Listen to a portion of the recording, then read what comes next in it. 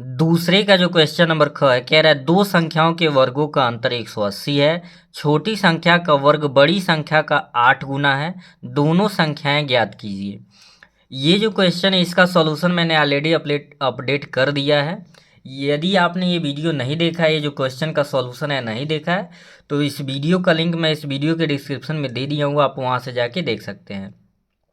अगर इस पूरे पेपर का सॉल्यूशन एक साथ देखना है तो आपको चैनल के प्लेलिस्ट पे जैसे ही जाएंगे तो वहाँ पे लिखा होगा class 10th model paper 2024 solution, तो उसको प्ले करेंगे, सारे वीडियो आपको क्रम से मिलते जाएंगे।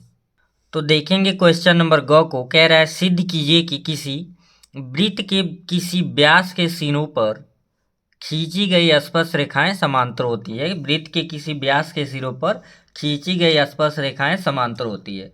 ये सारे 4 नंबर के क्वेश्चन हैं और कितने छोटे छोटे हैं आप अभी सॉल्यूशन में देख लीजिए। बहुत ही इंपॉर्टेंट क्वेश्चन है, ग और ग दोनों आपका सर्कल यानी कि वृत्त से रिलेटेड क्वेश्चन है। देखिए इसका सॉल्यूशन। तो जो क्वेश्चन में आपका कह रहा था ग में, उस तरीके से एक आप यहाँ पे देख सकते हैं कि वृत्त बना दिया गया है और वृत्त का एक व्यास ले लिया गया। कह रहा है किसी भी व्यास के सिरों पर, तो यहाँ पे ए बी एक व्यास ले लिए हैं और इसके ए बी यानी एक सिरा ए है, इससे एक देख रही रेखा एल स्पर्श करती हुई जा रही है, दूसरा रेखा खींच दी है एल जो कि बी पे स्पर्श करती हुई जा रही है। तो यही दिखाना है कि जो रेखा एल है ये रेखा एम है, आपस में क्या होगा, पैरेलल।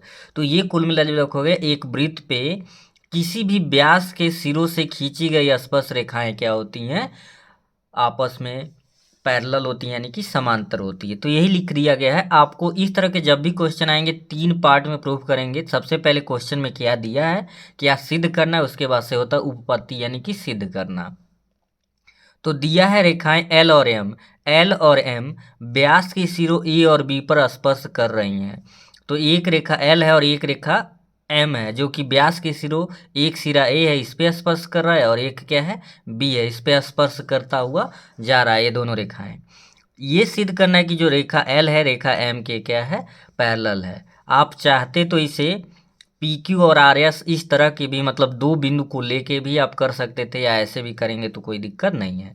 तो ये बात आपके क्वेश्चन में दिया। अब करना है उपपत्ति।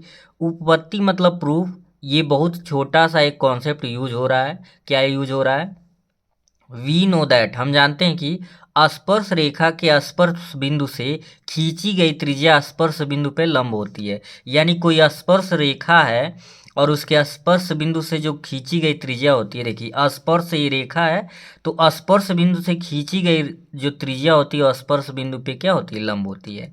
तो इस कॉन्सेप्ट का यूज करते हुए हम इसे एंगल 1 मान लिए और इसे क्या मान लिए, एंगल 2। तो इस कॉन्सेप्ट का यूज करते हुए हम कह सकते हैं कि जो एंगल 1 है वो क्या होगा, 90 डिग्री का और एंगल 2 होगा 90 डिग्री का। क्यों, क्योंकि ओ ए जो लंब है लाइन एम पे एल है, ओ ए एक त्रिज्या है और ये स्पर्श रेखा है और ये स्पर्श बिंदु है। तो इस प्रॉपर्टी का यूज करके हम कह सकते हैं ओ ए जो है लाइन एल पे क्या है, लंब है, इसलिए एंगल 1 90 डिग्री। इसी प्रकार से जो ओ बी है लाइन एल पे क्या है, लंब है, तो एंगल 2 भी क्या हो गए, 90 डिग्री। तो 1 और 2 दोनों 90 अंश के हैं, तो इस तरह कह सकते हैं angle 1 equal to angle 2, angle 1 equal to angle 2। ये है एकांतर अंतःकोण। और जब एकांतर अंतःकोण बराबर हो गया, ऐसा तभी होता है जब दी गई रेखाएं क्या हो, समांतर हो। तो इस तरह से कह सकते हैं कि लाइन एल जो है लाइन एम के क्या है, समांतर है। यानी अतः किसी वृत्त के किसी व्यास के सिरों पर खींची गई स्पर्श रेखाएं समांतर होती है, आसानी से प्रूफ हो गया हो। तो वीडियो को ज़्यादा से ज़्यादा लाइक और शेयर करें कि ज़्यादा से ज़्यादा बच्चे तक पहुँचे। चलिए देखते हैं नेक्स्ट क्वेश्चन।